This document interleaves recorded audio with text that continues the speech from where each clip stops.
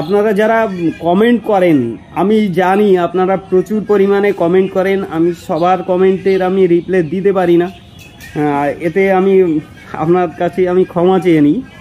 তা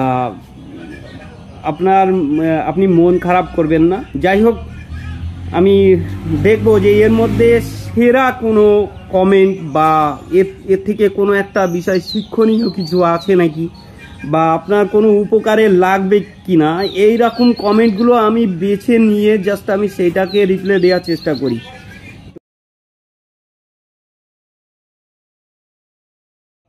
আশা করি বন্ধু ভালো আছেন, সুস্থ আছেন।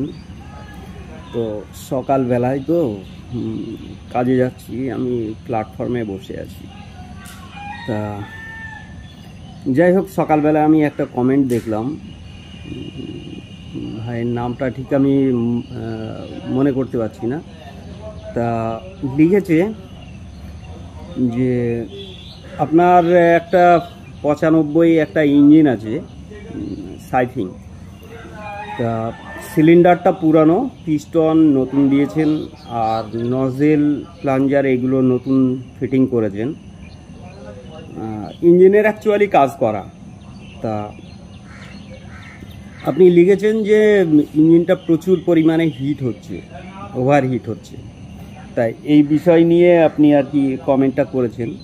তা বিষয়টা দেখুন, একটা ইঞ্জিন ওভারহিট হয় কখন আর কিসের উপরে ডিপেন্ড করে, এই জিনিসগুলো ভালো করে বুঝতে হবে। যেরকম দেখুন, ইঞ্জিনের কাজ করলে পারে সিলিন্ডার পিস্টনের জন্য ওভারহিট হয়, 1 নম্বর। 2 নম্বর নজেলের জন্য ওভারহিট হয়, আর 3 নম্বর আপনার ট্যাপিড ক্লিয়ারেন্স এর জন্য কিন্তু ওভারহিট হয়। আর একটা যেটা অবশ্যই দেখা উচিত,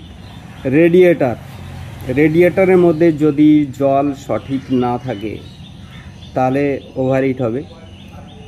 আর একটা জিনিস যেটা ফ্যান, আপনার যদি রেডিয়েটরের ইঞ্জিন হয়, অবশ্যই যেহেতু 95 ইঞ্জিন সাইফিং ইঞ্জিন, তো ফ্যানওয়ালা, তো ফ্যানে যদি সঠিকভাবে হাওয়া তৈরি করতে না পারে বা রেডিয়েটরের ভিতর থেকে বাতাসটা সঠিকভাবে না নিতে পারে, তাহলে কিন্তু ওভারহিট হয়।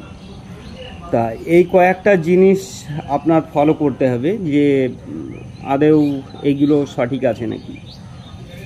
তা যেহেতু সিলিন্ডার আপনি পুরনো দিয়েছেন, এবার পুরনো সিলিন্ডারের মধ্যে আপনি নতুন পিস্টন ফিটিং করেছেন, নিশ্চয়ই বুঝেছেন যে সিলিন্ডারটা ভালো আছে বা চলবে কি না, সেই জিনিসটা বুঝেছেন বলেই আপনি পুরনো সিলিন্ডারটা আর কি ফিটিং করেছেন।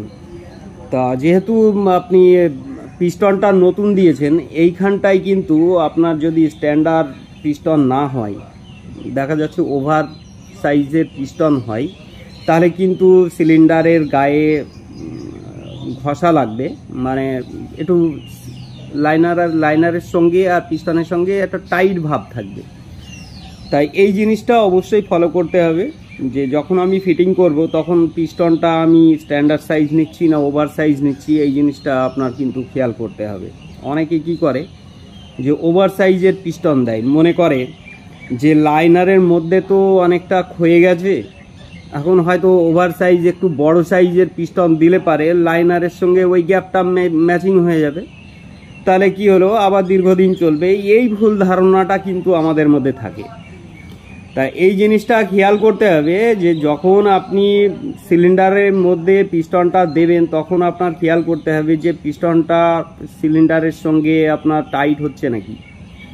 সঠিক ক্লিয়ারেন্স না থাকলে পারে তাহলে কিন্তু যখন সামান্য অল্প একটু হিট হওয়া শুরু করবে তখন কিন্তু সিলিন্ডারের গায়ে কিন্তু অলরেডি চেপে ধরবে পিস্টনটা। পিস্টন যেহেতু অ্যালুমিনিয়ামের তৈরি, অল্প একটু হিট পেলেই ও সামান্য একটু ফুলে যায়। তা যখনই ফুলে যাবে তখন সিলিন্ডারের গায়ে আপনার টাইট হয়ে যাবে। আর একবার গরম হওয়া শুরু করলে বা টাইট হওয়া শুরু করলে আরও বেশি টাইট হয়ে যায়। আর গরমে একবার হওয়া শুরু করলে আরও প্রচণ্ড গরম হয়। দেখুন, গরম আর একটা জায়গা থেকে হয়, যে জিনিসটা আপনার মোবিল যদি ইঞ্জিনে সঠিকভাবে না দেয়, দেখা যাচ্ছে যে ক্র্যাঙ্কের মধ্যে যে মোবিল দেয়, মোবিল পাম্প থেকে সঠিকভাবে যদি না দিতে পারে তাহলে কিন্তু ওভারহিট হবে। যেরকম আপনার নন ডিআই ইঞ্জিন, আপনি বলছেন নন ডিআই ইঞ্জিন, এইখানটায় কিন্তু অলরেডি মেন বুশ আর সিআর বুশ সবই বুশের উপরে, এখানে বিয়ারিংয়ের কোনো জায়গাই নেই। অতএব বুশের মধ্যে সঠিকভাবে যদি মোবিল না আসে তাহলে কিন্তু প্রচণ্ড পরিমাণে গরম হয় ইঞ্জিন, এবং কি আপনার লোড নেবে না, দেখবেন যে কালো ধোঁয়া মারবে। অল্প একটু চালানোর পরেই প্রচণ্ড গরম হবে, আর ইঞ্জিনটা টাইট ভাব থাকবে, সবসময় টাইট হয়ে থাকবে।